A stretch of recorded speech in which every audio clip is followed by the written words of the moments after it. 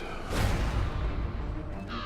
The Raven basically starts with a killing in 1850s Baltimore.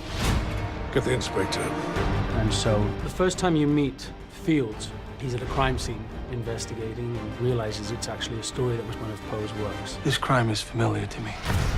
Edgar Allen Poe.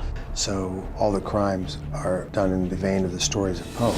And basically, each of his stories, the gory ones, the murder stories, inspires a serial killer to murder. Poe wrote very dark stories about all sorts of horrific things that you can imagine. Like The Raven or The Telltale Heart or The Pit and the Pendulum.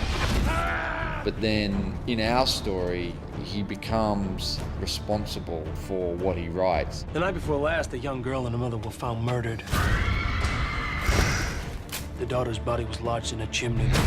The mother's head severed with a straight razor. You're referring to one of my stories, a work of fiction. I'm afraid I'm not. So the movie suggests that Poe started the detective genre and he started this, but perhaps that he even started the serial killing. Do you actually think that I murdered these people? What cannot be disputed is that your imagination is the inspiration of a horrendous crime. I challenge the brilliant detective mind of Edgar Allan Poe, a game of wits. I will kill again, and on that new corpse, I will leave clues. And that's what's so interesting about this film, is these two people both have different objectives, but basically they're all trying to attain the same goal. As unfortunate as this is, you may be uniquely qualified to cast light on our killer.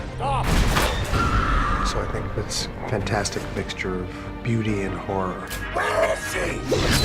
He will keep her alive to keep you involved. It's part of his game. And only. I'll send you to hell! No matter how this ends, I will kill him.